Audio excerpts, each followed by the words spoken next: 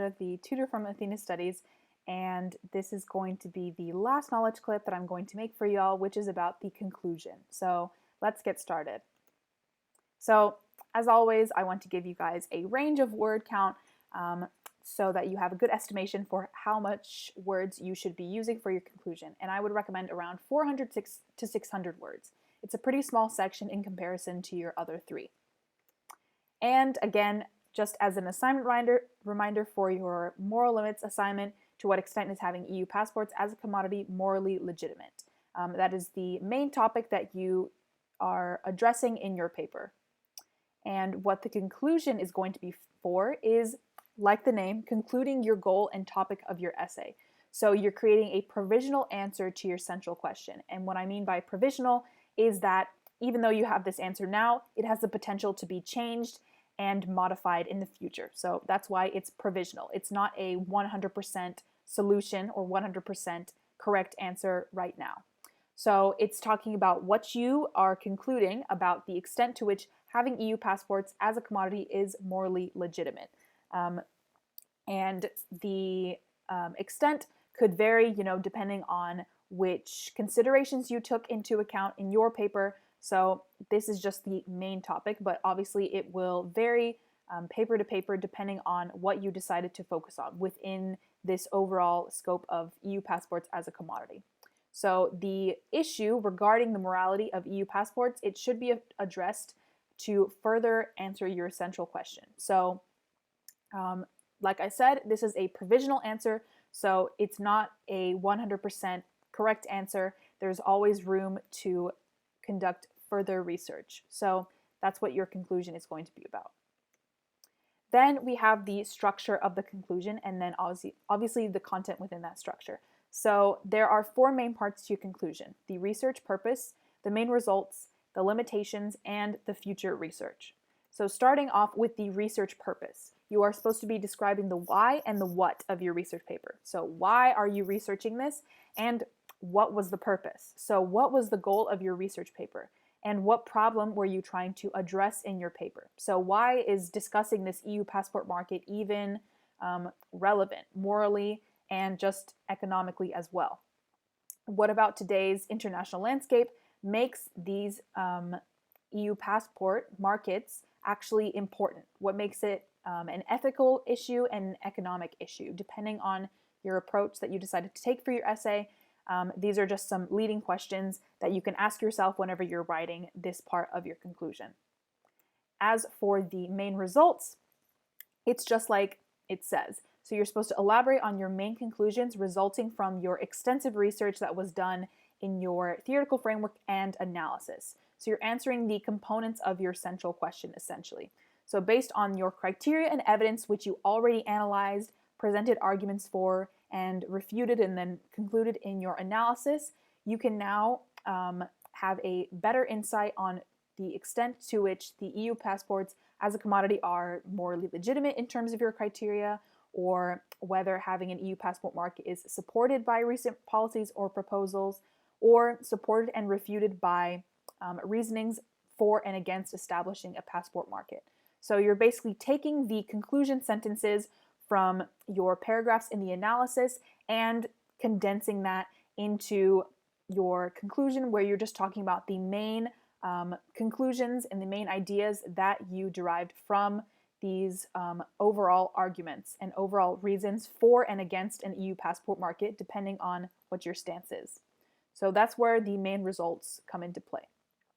And then following those main results, we have limitations. So this is why you discuss, why the answer to your central question is provisional. And like I said, provisional just means it's capable of being changed in the future.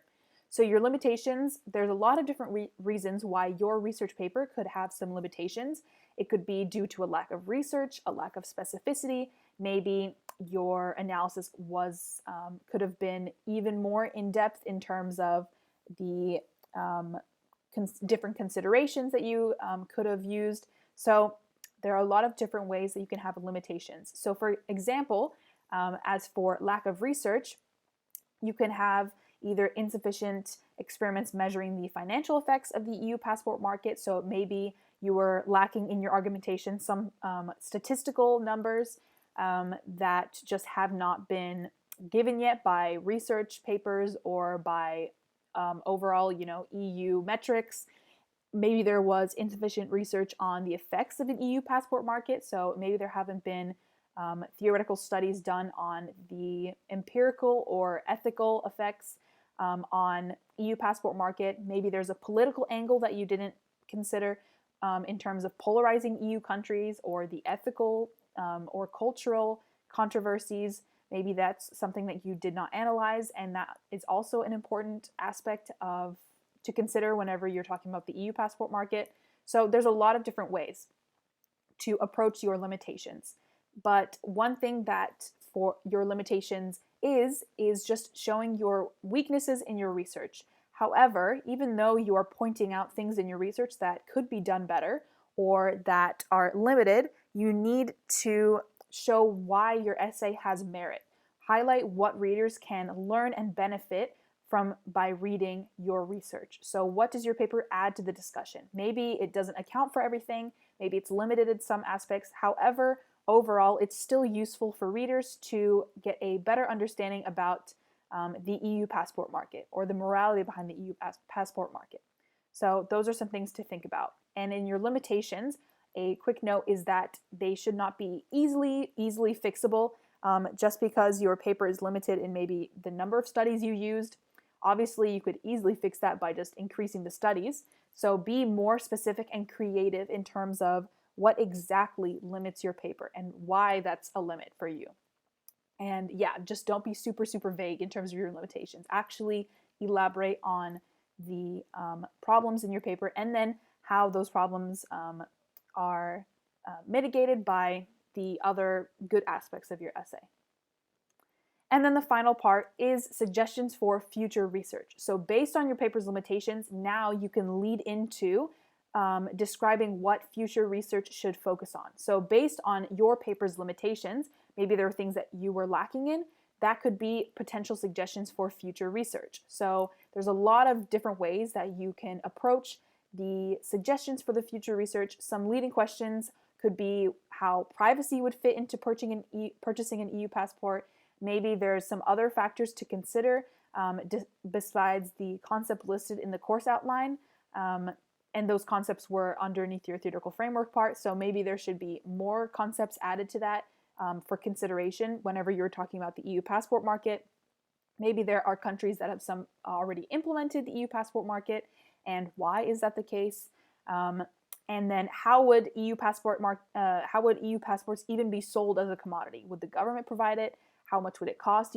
There's a lot of things and a lot of opportunities for future research to be done regarding this topic. And again, just like your limitations, you need to be creative and detailed with your suggestions. Of course, anyone can say that we just need more empirical research on EU passport markets, but really try to actually come up with a new research question based on your findings and your limitations. Actually think and have a thoughtful suggestion that is in detail about a future research question or a future policy idea, something like that. But do not be vague in talking about your future research suggestion. And the last thing I do before I wrap up this video is just going over my writing assignment example. So this is my conclusion. As you can see, it's not long at all. I think I probably went around 400 words for this. So the first thing I did, like I said, to summarize, I just restated essentially what was the purpose of my paper, what was my central question, and what I was trying to essentially find a solution for, or evaluate essentially. So that was this main first paragraph, is just that I was, restating the main ideas and the main reasons why this research paper was important. And then I went into my criticisms of my paper. So although I started out with something good about my paper, but I said that mine was lacking in specificity, and I gave an example of how it was lacking in specificity. So like I said in the slides, it's important to be more detailed in terms of your limitations and really identify what could have been improved in your essay. But at the very end of the paragraph, I again restate why my paper has merit to it, why it's still important to read through, and how it still adds a helpful analysis to this conversation talking about tax policy in my case. So this is my final conclusion paragraph, which just basically, again, summarized my answer to my central question, or my provisional answer to my central question, and my suggestions for further research, or what I suggest is the next step in terms of tax policy. So that was my last paragraph. And overall, again, like I said, it's pretty short, very sweet, and very concise. So that's what I would recommend for your conclusion as well. But that overall is going to conclude this video. Thank you guys so much for watching. I hope you find this clip helpful for your assignment. And that is going to be the last knowledge clip video for this series, essentially.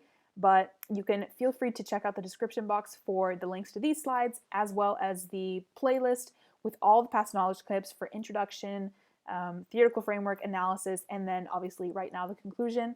But seriously, thank you guys so much for your feedback and for watching these clips. Like, I'm seriously blown away that you guys are liking them, and yeah, I honestly really appreciate it. So good luck with your writing assignment. I hope all of these videos have helped you, even just a little bit. And yeah, have a great day. Bye.